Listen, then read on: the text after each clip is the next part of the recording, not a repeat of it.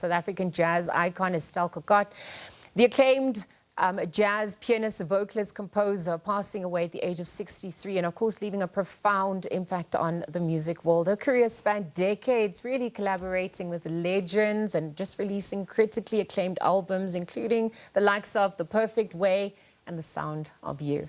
So a dedicated teacher, Kokot, of course, inspired musicians in South Africa and London with her passion for music, and her legacy transcends her music. This is she brought people together, championed injustice, earning respect and admiration in the jazz community. And so to pay tribute today, we're going to be joined by acclaimed writer and broadcaster Brenda Sisane. Brenda, on a somber note, thank you for your time, but we're here to also celebrate this icon, Estelle, that, you know, contributed immensely to our own lives as well. And we were chatting offline. You spoke about how she had such a big heart, and that's the least you can have when you're a vessel for something so much greater. Tell us about her legacy, the milestones in her career, having started at Kippies, and then obviously the collaborations. She then passed on that baton, became a teacher as well. Thank you very much for the opportunity to talk about Estelle. You know, as you say, it is a somber moment, but also it's just a moment to reflect on a beautiful life lived. I didn't meet Estelle in the early days of her career before she left for the UK. But I got to know her as she comes back into South Africa all the time. And I just met this wonderful woman. I remember how I met her, actually. It was at a park. A festival had gone wrong. The audience had not shown up. And there were all these jazz-loving people and the musicians. And there was this woman, it was in the way she was dressed. You know, she was wearing this white robe. She was ready to perform at a picnic setting. And she had this red hair, and I could tell that, you know, her style is definitely, she looks like somebody from abroad. And I was introduced to Estelle. And it was amazing how we took, you know, how she took to our relationship in that regard. Started telling me about her intentions, her plans. But I could see that the people around her, you know, held her in reverence. They really liked her. But she was also soft energy. It's not like she was a villain or all of that. She was just, she had this soft, beautiful energy throughout. And you didn't expect her to have so much impact when you were sitting with her, because she also had this very personal touch. And over the years, we got to talk about her interest in music, her continuing, you know, interest in teaching. She wanted to do work with young South Africans. And I think what struck me was just how Estelle knew about what's happening in South Africa. As a journalist, I knew that the majority of us knew, you know, she kept in touch with us, just in terms of popping in when, you know, a social media, you know, announcement pops up, touching base with the news of the country, how the music continues to nurture others. She was amazing. Well, you know, that gentle strength that you spoke of played out in her style, her evolution as well, the different albums we saw, the work that she also used. Tell us a little bit more about that as well, what her signature contribution was to the jazz scene at large. The way I see it, I think she had a very minimalist approach to what she does.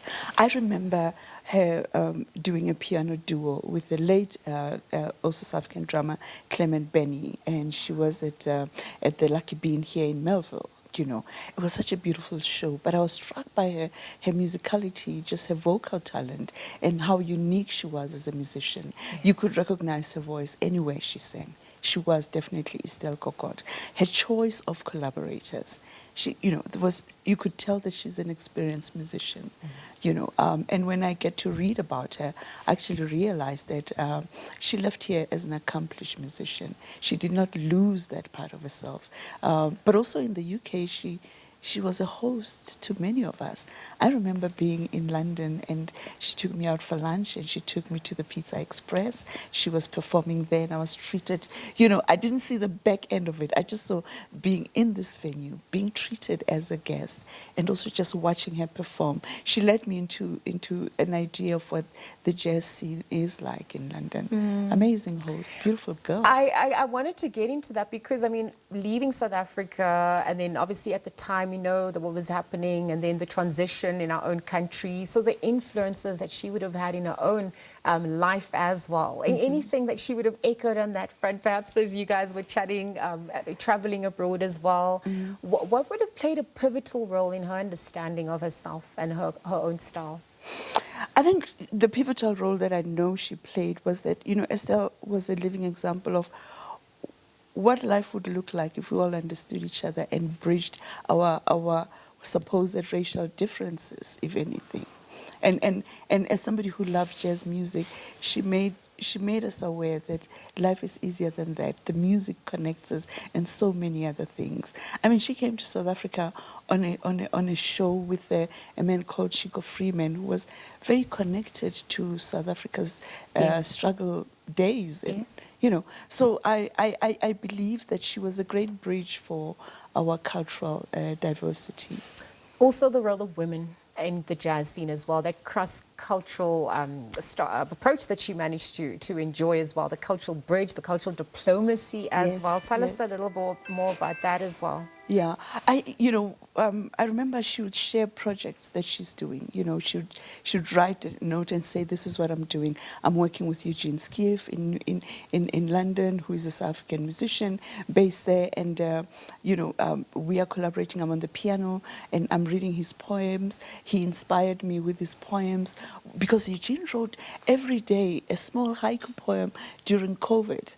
That would be shared across, the globe to people that knew him. So she would create music to that. And I mean, that form of collaboration, as you say, cultural diplomacy.